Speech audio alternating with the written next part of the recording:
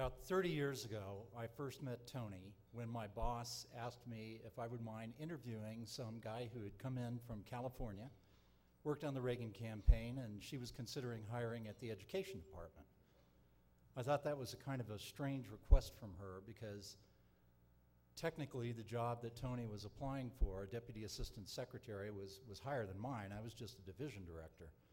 But I guess my boss, the one who was above us all, figured that I was a Californian. I'd worked with Reagan out in California, and maybe I could speak to another Californian in the same language.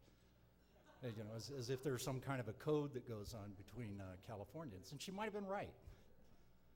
I met Tony, and in the first 30 minutes, I knew that I had met someone who was so special that he was going to be a friend for life. And over the next 3 decades, during which we worked together in politics, first at the education department, then together in the very same office in the White House, on the re-election effort for Ronald Reagan in 1984, where I went over to the campaign, but Tony stayed in the White House and he kept his mind on the job of getting Ronald Reagan re-elected. In fact, Tony contributed one of the most important pieces of political tactics to the 1984 political campaign. I don't know if any of you remember that. It was a long time ago now, but we had one very bad debate in which the president performed poorly, and people began to talk about whether he was too old to do the job of being president for another 4 years. The second debate, we knew we had to have something that showed that he was in charge, in command of the facts, capable of leading the nation, and Tony figured the way to do that was through humor. He may never have told anyone here because he was a very modest person, and because we also had a rule around the Reagan White House that if you gave the president a good line that ended up in a speech, the credit went to the president, not to the speechwriter. Tony was the one who came up with the initial idea for the line that was used in the second debate, where Reagan turned to Walter Mondale and he said, "I refuse to take advantage of the youth and inexperience of my opponent."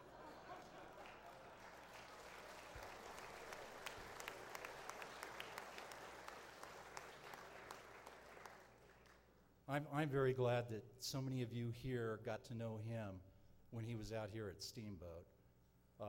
There are really no words to convey exactly what Tony did as a person, as well as a political activist. I mean, he was committed on so many levels. And I'm very grateful personally to all of you who have decided to honor Tony's commitment to politics by creating this chair that can hopefully find and nurture talent and propel people forward to carry on the same battles that he and I spent a long time at. I mean, when I started out, this mustache was red. And it didn't take too many years before it turned white. Somebody else has to get in there now who still has hair that doesn't need to be dyed. And I think one of the things that Steamboat can do is to help find and nurture that talent and put it forward. There's an exceptional young man with us here tonight. He was one of several extremely strong candidates who applied for this fellowship. And having read every one of their applications carefully and having looked at the materials they submitted and the ideas they put forward, I can tell you this was a really tough choice.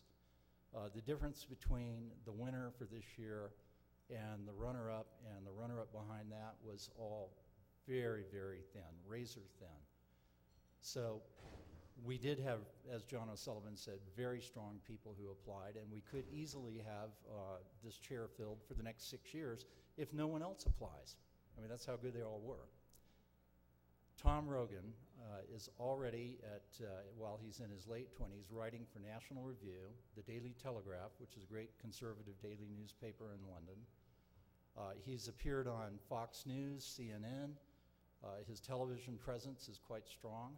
More recently, we've had him on the McLaughlin Group, where I have been working on putting out TV shows for the last 20-some years.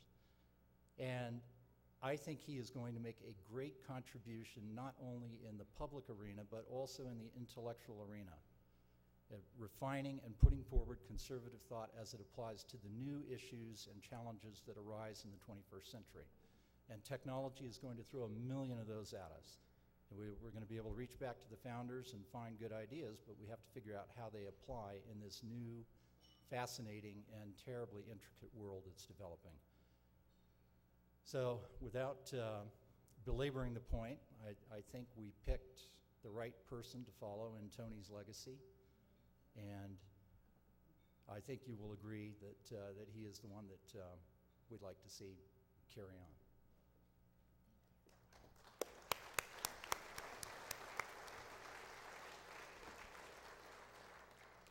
I met John the same time I met Tony at that Department of Education, and John is Tony's best friend, and we were all blessed to share this together.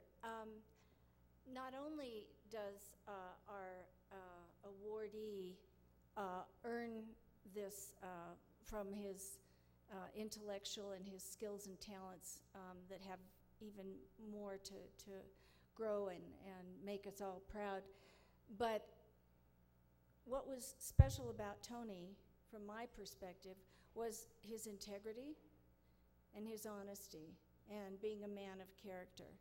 And that I've begun, even in the short time that we've been able to get to know one another, that I see that in Tom. And I especially am very pleased that, like Tony, he respects and honors his mother, who is here this evening with his aunt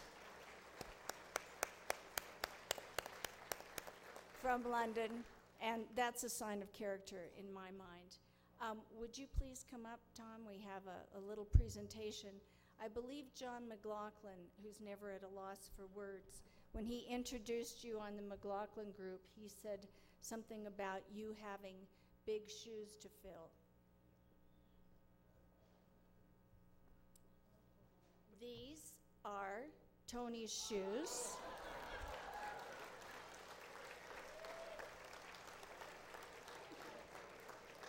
And I know some of you, I think they're in one of the videos that we have when one of the days he was emceeing. Well, it's very true, you do have big shoes to fill, and but Tony was a 9, and to get you off on the right foot,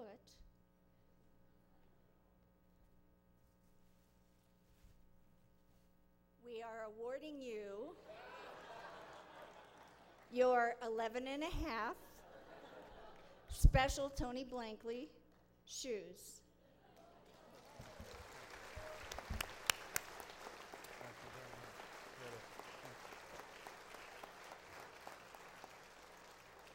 And we also have a copy of Tony's second book, American Grit, which everyone in this room has in large measure. We have a signed copy for you. It didn't have your name in it, of course. And I have one for Rick and Jennifer for your friendship and devotion and your leadership for all this. Thank you so much. So,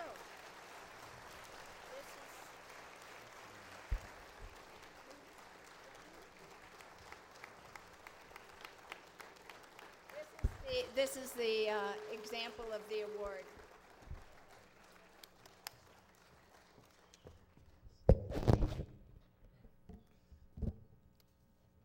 Well, ladies and gentlemen, I had a prepared speech this evening, but I thought coming here tonight up on the cable cart, or the gondola, that Tony wouldn't necessarily appreciate that. So I thought it would be better just to offer some words about myself and why I'm so very honored to Linda and John and Jennifer and Rick, because as an American who grew up abroad, as my accent might suggest, I always felt slightly distant from my home country, because America to me has always been my home country.